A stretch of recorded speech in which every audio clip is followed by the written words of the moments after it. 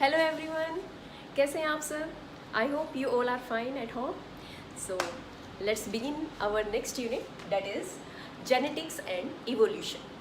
Genetics जो है बहुत ही अच्छी यूनिट है, बहुत समझने वाली है, बहुत मज़ा भी आने वाला है आपको.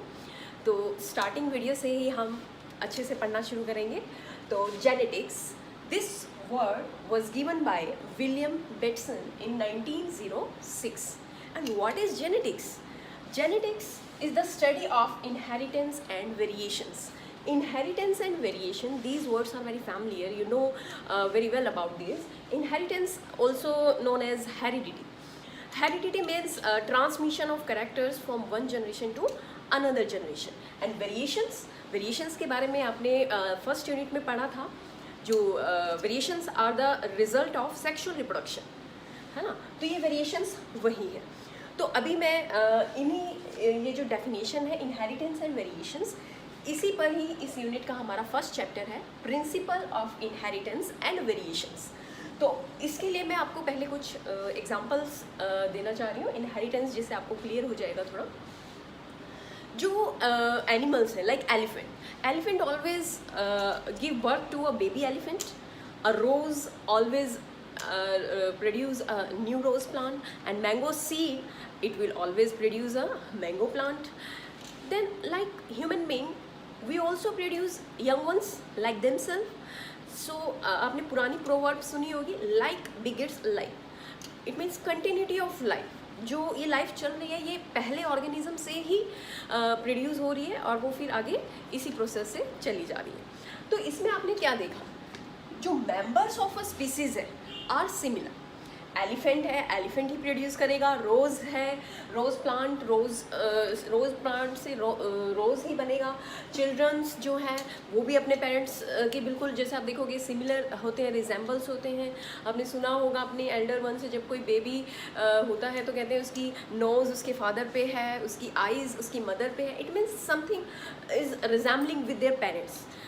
बट क्या ऐसा होता है कि वो पूरा ऑर्गेनिज्म एज इट इज़ अपने पेरेंट्स के जैसा है? नहीं. अगर कुछ सिमिलैरिटीज़ हैं तो कुछ डिफरेंसेस भी होते हैं.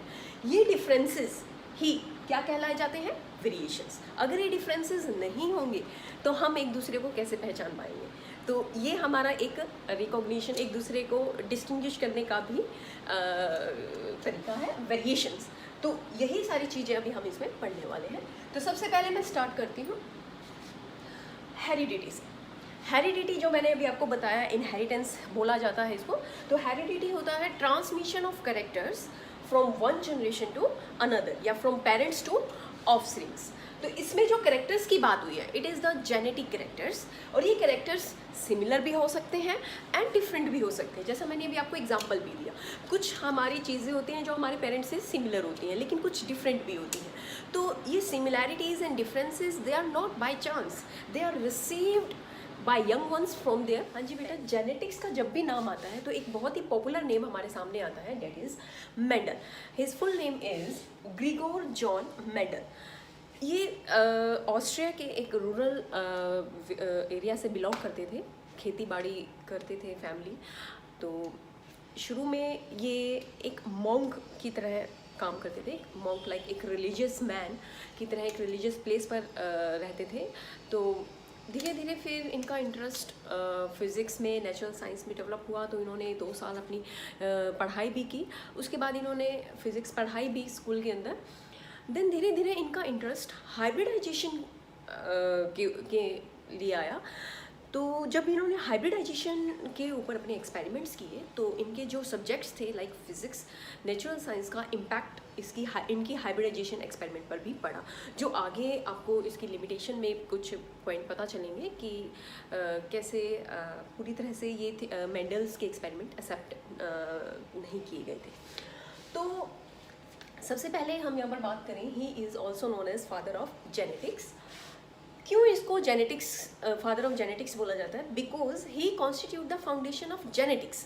इन्होंने ही सारा बेस जेनेटिक्स का हमें बताया था। लाइक इन्होंने ही सारे लॉज हमें दिए थे, laws of heredity, laws of inheritance जो है हमारे पास, पढ़ेंगे जब हम आगे इस चैप्टर में।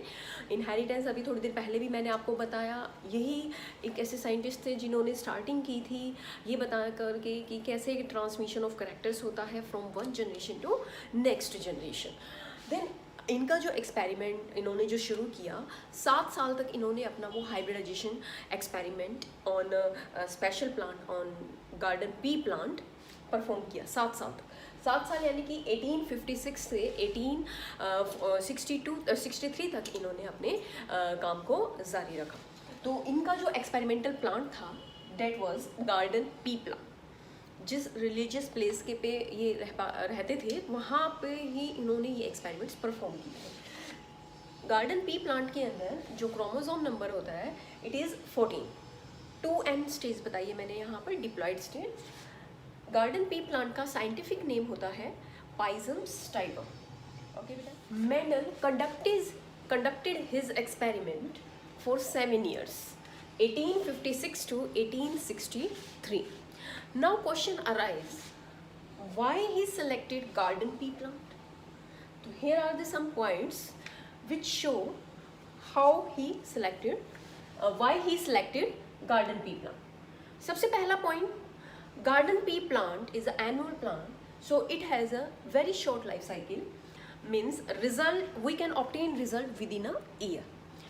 Second, garden pea plant is a bisexual plant, so no pollinating agent is required.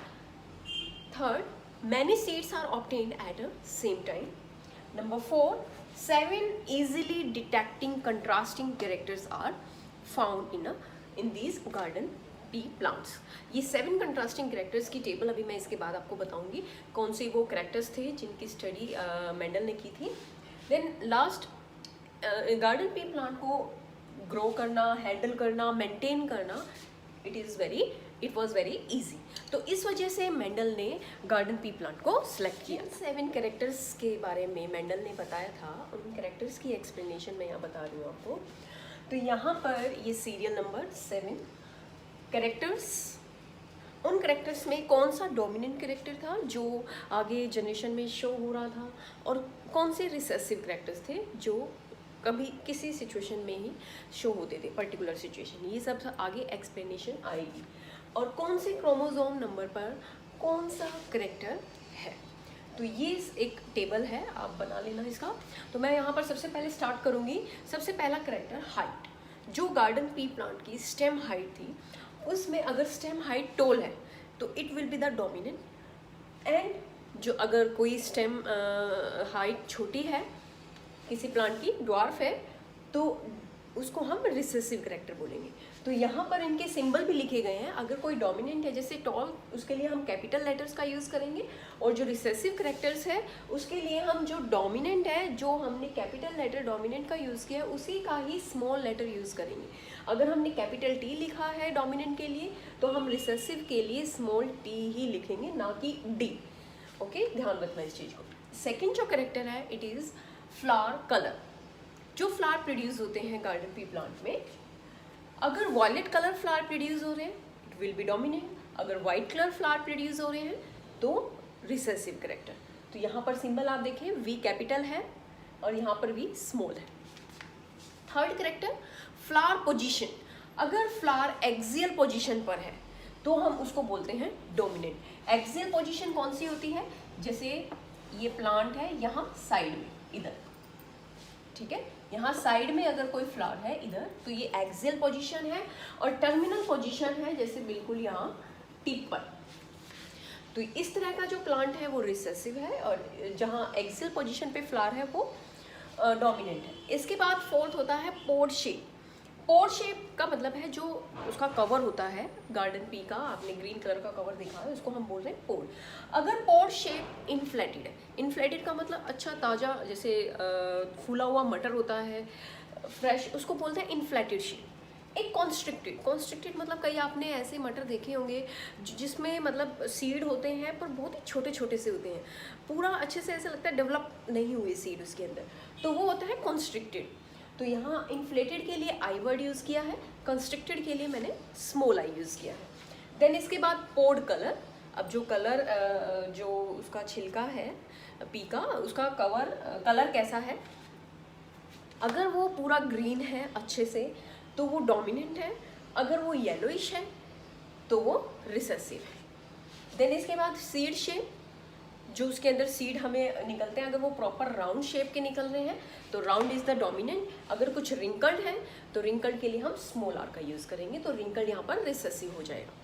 Then इसके बाद सीड कलर, जो सीड कलर अगर आपको येलो दिख रहे हैं तो यहाँ पर येलो डोमिनेंट के लिए है एंड ग्रीन रिसेसिव के लिए। यहाँ थोड़ा ध्यान रखना, पोर्ड कलर और सीड कलर थोड़ा अपोजिट है, तो ध्यान रखना यहाँ पे। और यहाँ पर क्रोमोसोम नंबर लिखे हुए हैं मैंने। हाइट के लिए जो जीन्स होते हैं वो क्रोमोसोम नंबर 4 पर है। फ्लावर कलर के लिए क्रोमोसोम नंबर 1 पे। फ्लावर पोजीशन के लिए also on 4th chromosome. Pod shape भी 4th के ऊपर, और जो पॉड कलर के जीन्स हैं वो 5th क्रोमोसोम्स के ऊपर होंगे। सीड शेप 7 के ऊपर, और सीड कलर क्रोमोसोम नंबर 1 के ऊपर होंगे। तो ये थे 7 कंट्रास्टिंग कैरेक्टर्स जिनके बारे में मेंडल ने बताया। इसके बाद बेटा मेंडल ने अपने एक्सपेरिमेंट में क्या क्या स्टेप्स इन्वॉल्व किए थे उनके बारे में पढ़ेंगे। जो मेंडल ने एक्सपेरिमेंट किया था गार्डन पी प्लांट में, सबसे पहले उसने प्योर प्लांट को चूज़ किया था। ही सिलेक्ट दी प्योर प्लांट्स। अभी प्योर प्लांट कौन से हैं, जब हम क्रॉसिंग करेंगे उससे मैं आपको बताऊंगी। प्योर प्लांट मतलब एक प्योर टॉल प्लांट, एक प्योर ड्वार्फ प्लांट। कोई भी जो 7 कैरेक्टर्स हैं उनमें से कोई भी एक कैरेक्टर लेकर के उसमें प्योर टॉल और प्योर टॉल प्लांट उसने सेलेक्ट किया। सेकेंड, हाइब्रिडाइजेशन, उनकी हाइब्रिडाइजेशन कराई। देन थर्ड, सेल्फ ब्रीडिंग, किसकी, जो हाइब्रिडाइजेशन के बाद जो हाइब्रिड बने उनकी फिर फर्दर सेल्फ ब्रीडिंग कराई। तो इनके बारे में आपने फर्स्ट यूनिट में भी पढ़ा है, आर्टिफिशियल हाइब्रिडाइजेशन। यस, ये सेम वही स्टेप्स हैं। आर्टिफिशियल हाइब्रिडाइजेशन में भी बाइसेक्सुअल फ्लावर में से पोलन को हम अलग कर देते थे, स्टेमन को हम रिमूव कर देते थे with the help of forceps. Then हम कार्पल को कवर कर देते थे फॉर मैच्योर होने के लिए। उसके बाद जब वो मैच्योर हो जाती थी तो हम डिज़ायर्ड पोलन ग्रेन्स को उसके ऊपर स्प्रे करके फिर से उसको पेपर बैग से रैप कर देते थे। तो इस तरह का जो टेक्निक था आर्टिफिशियल हाइब्रिडाइजेशन वो हमने पढ़ा था। तो मेंडल ने भी वही टेक्निक यहाँ पर यूज़ की थी। तो सबसे पहले मेंडल ने जो क्रॉसिंग की थी, मेंडल ने की थी मोनोहाइब्रिड क्रॉस। मोनोहाइब्रिड क्रॉस का मतलब यहाँ पर बताया गया है इनहेरिटेंस ऑफ सिंगल जीन और 1 जीन। मोनो से आपको पता चल जाएगा, mono means single. Monohybrid cross जिसमें हम सिंगल कैरेक्टर लेकर के चलेंगे प्लांट का, और इनहेरिटेंस ऑफ 1 जीन इसको हम बोल सकते हैं। यहाँ पर इसकी डेफिनेशन भी है, it is a breeding experiment dealing with a single character is called monohybrid cross. तो अभी मैं इसको क्रॉसिंग के थ्रू आपको बता रही हूँ।